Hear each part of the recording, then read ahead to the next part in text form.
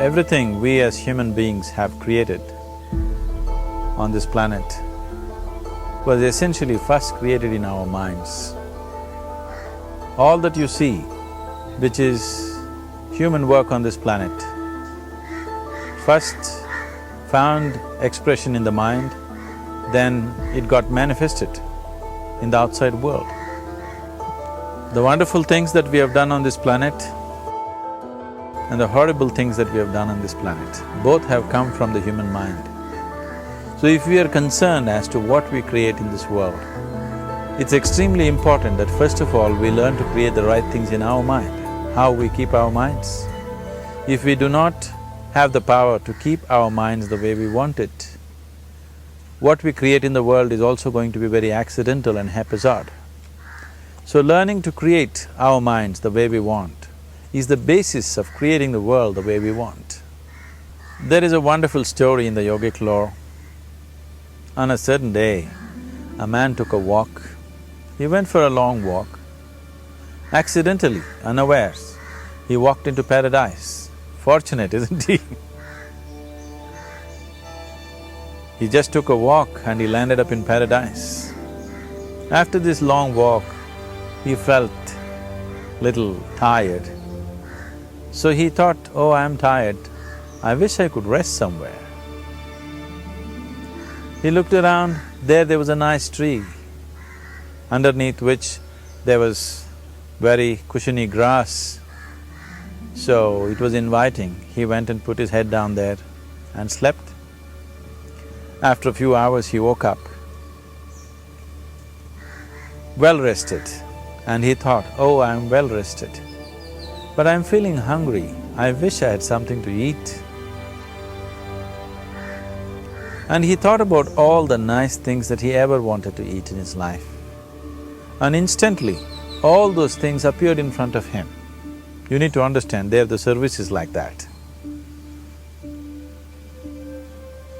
Hungry people don't ask questions. Food came and he ate. Stomach became full. Then he thought, oh, my stomach is full, I wish I had something to drink. All the nice things that he ever wanted to drink, he thought about it and all of them just appeared in front of him. Drinking people also don't ask questions, so he drank. Now with a little bit of alcohol in him, you know Charles Darwin told you, all of you are monkeys, your tail fell away. Not me, Charles Darwin told you that you were all monkeys and your tail fell away and then you became human. Yes, definitely the tail fell away. But the monkey, in yoga, we always refer to an unestablished mind as Markata, which means a monkey. Why we are referring to the mind as a monkey is, what are the qualities of a monkey? One thing about a monkey is, it's unnecessary movement. And another thing about the monkey is, if I say you're monkeying somebody, what does it mean? Imitation. Monkey and imitation have become synonymous. So these two essential qualities of a monkey are very much the qualities of an unestablished mind. Unnecessary movement, you don't have to learn it from the monkey, you can teach it to the monkey. And imitation is full-time job of the mind. So when these two qualities are on, a mind is referred to as a monkey. So this monkey became active within him. He just looked around, thought, what the hell is happening here? I asked for food, food came. I asked for drink, drink came. There must be ghosts around here, and ghosts came. Oh, the ghosts have come, they're going to surround me and torture me, he thought. Immediately the ghosts surrounded him and started torturing him. Then he started screaming in pain and said, oh, they're going to kill me, and he died. Just now he said he's a fortunate being. The problem is he was sitting under a kalpa vriksha or a wishing tree. He asked for food, food came, he asked for drink, drink came, he asked for ghost, ghost came, he asked for torture, torture came, he asked for death, death happened. Now don't go looking for these kalpavrukshas in the forest. You can barely find a tree these days. A well-established mind, a mind which is in a state of samyukti, is referred to as a kalpavriksha. If you organize your mind to a certain level of organization, it in turn organizes the whole system. Your body, your emotion, your energies, everything gets organized in that direction. Once all these four dimensions of you, your physical body, your mind, your emotion and the fundamental life energies are organized in one direction, once you are like this, anything that you wish happens without even lifting a little finger actually. It would help to assist it with activity, but even without doing any activity, you can still manifest what you want if you organize these four dimensions in one direction and keep it unwavering in that direction for a certain period of time. Right now the problem with your mind is, every moment it is changing its direction. It is like you want to travel somewhere and every 2 steps if you keep changing your direction, the question of you reaching the destination is very remote unless it happens by chance. So, organizing our minds and in turn organizing the whole system and these four basic dimensions of who you are right now in one direction, if you do this, you are a kalpavruksha yourself. Anything that you wish will happen. But right now, if you look at your lives, everything that you have wished for till now, if it happens, you have finished. Everything and everybody that you have desired for, if all of that lands up in your house today, could you live with that? Once we're empowered like this, it's very important that our physical action, emotional action, mental action and energy actions are controlled and properly directed. If it is not so, we become destructive, self-destructive. Right now, that is our problem. The technology, which is supposed to make our life beautiful and easy, has become the source of all the problem that we are destroying the very basis of our life, which is the planet. So what should have been a boon, we are making a curse out of it. What has brought incredible levels of comfort and convenience to us in the last 100 years or so has also become a threat to our life simply because we are not conscious action, we are in a compulsive state of action. So organizing our minds fundamentally means moving from a compulsive state of activity to a conscious state of activity. You might have heard of people for whom they asked for something and beyond all expectations it came true for them. Generally this happens to people who are in faith. Now, let's say you want to build a house. If you start thinking, oh, I want to build a house, to build a house I need 50 lakhs, but I have only 50 rupees in my pocket, not possible, not possible, not possible. The moment you say not possible, you are also saying, I don't want it. So on one level, you're creating a desire that you want something, on another level, you're saying, I don't want it. So in this conflict, it may not happen. Someone who has some faith in a god or in a temple or whatever, who is simple-minded. Faith works only for those people who are simple-minded. Thinking people, people who are too much thinking, for them it never works. A childlike person who has a simple faith in his god or his temple or whatever, he goes to the temple and says, Shiva, I want a house. I don't know how, you must make it for me. Now in his mind there are no negative thoughts. Will it happen? Will it not happen? Is it possible? Is it not possible? These things are completely removed by this simple act of faith.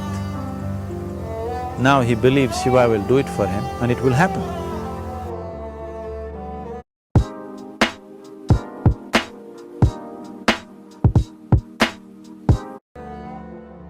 So is Shiva going to come and build your house? No, I want you to understand, God will not lift his little finger for you. What you refer to as God is the source of creation. As a creator, he has done a phenomenal job, there's no question about it. Could you think of a better creation than this? Is it in anybody's imagination to think anything better than what is there right now. So as a creator, he has done his job wonderfully well, but if you want life to happen the way you want it, because right now, the very crux of your happiness and your well-being is this: if at all if you're unhappy, the only and only reason why you're unhappy is life is not happening the way you think it should happen. That's all it is. So if life is not happening the way you think it should happen, you're unhappy. If life happens the way you think it should happen, you are happy. It's as simple as that. So if life has to happen the way you think it should happen, first of all, how you think, with how much focus you think, how much stability is there in your thought, and how much reverberance is there in the thought process will determine whether your thought will become a reality or is it just an empty thought. Or how you do not create any impediments for your thought by creating negative thought process.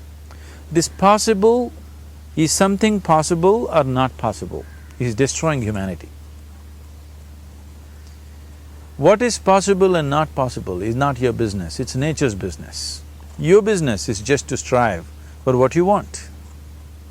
Right now you're sitting here, if I ask you two simple questions, I want you to just look at this and answer this. Right now from where you're sitting, can you just fly off? You say no. Right now from where you're sitting, can you get up and walk? You'll say yes. What is the basis of this? Why you say no to flying and yes to walking? Because past experience of life, many times you've gotten up and walked, never did you fly off. Or in other words, you're using the past experience of life as a basis for deciding whether something is possible or not possible. Or in other words, you have decided that what has not happened till now cannot happen in your life in future. This is a disgrace to humanity and the human spirit. What has not happened till now on this planet can happen tomorrow. Human beings are capable of making it happen tomorrow. So what is possible and what is not possible is not your business. That is nature's business. Nature will decide that. You just see what is it that you really want and strive for that. And if your thought is created in a powerful way, without any negativity, without any negative thoughts bringing down the intensity of the thought process, the first and foremost thing is you must be clear what is it that you really want. If you do not know what you want, the question of creating it doesn't arise. If you look at what you really want, what every human being wants is, he wants to live joyfully, he wants to live peacefully. In terms of its relationships, he wants it to be loving and affectionate. Or in other words, all that any human being is seeking for is pleasantness within himself, pleasantness around him. This pleasantness, if it happens in our body, we call this health and pleasure. If it happens in our mind, we call this peace and joy. If it happens in our emotion, we call this love and compassion. If it happens in our energy, we call this blissfulness and ecstasy. This is all that a human being is looking for. Whether he is going to his office to work, he wants to make money, build a career, build a family, he sits in the bar, sits in the temple, he is still looking for the same thing. Pleasantness within, pleasantness around. If this is what we want to create, I think it's time we addressed it directly and commit ourselves to creating it. So you want to create yourself as a peaceful human being, joyful human being, loving human being, a pleasant human being on all levels. And do you also want a world like this? A peaceful world, a loving world, a joyful world? No, I want greenery, I want food. When we say a joyful world, that means everything that you want has happened. So this is all that you're looking for. So all that you need to do is commit yourself to creating it, to create a peaceful, joyful and loving world, both for yourself and everybody around you. Every day in the morning, if you start your day with this simple thought in your mind, that today, wherever I go, I will create a peaceful, loving and joyful world. If you fall down 100 times in a day, what does it matter? For a committed man, there is no such thing as failure. If you fall down 100 times, 100 lessons to be learnt. If you commit yourself like this to creating what you really care for, now your mind gets organized. Once your mind gets organized, the way you think is the way you feel, your emotion will get organized. Once your thought and emotion is organized, your energies will get organized in the same direction. Once your thought, emotion and energies are organized, your very body will get organized. Once all these four are organized in one direction, your ability to create and manifest what you want is phenomenal. You are the creator in many ways. That which is the source of creation is functioning within you every moment of your life. It is just that, have you kept access to that dimension or not? Organizing the four basic elements of your life will give you that access. There are tools and technologies to do this. The whole science of yoga, the whole technology that we refer to as yoga is just about this, transforming yourself from being just a piece of creation to become a creator.